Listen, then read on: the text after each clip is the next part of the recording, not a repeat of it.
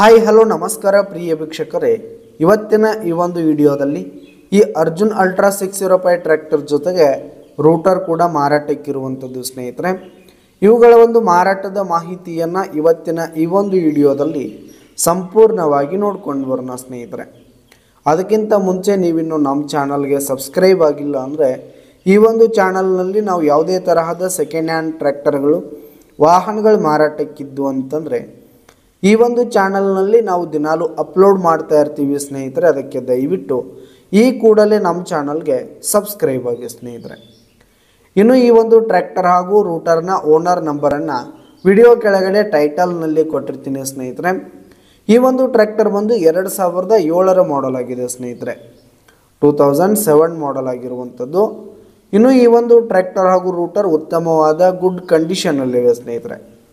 ಆ ಟ್ರ್ಯಾಕ್ಟರ್ನ engine gear box ಎಲ್ಲ ಫುಲ್ ಕಂಡೀಷನಲ್ಲಿದೆ ಸ್ನೇಹಿತರೆ.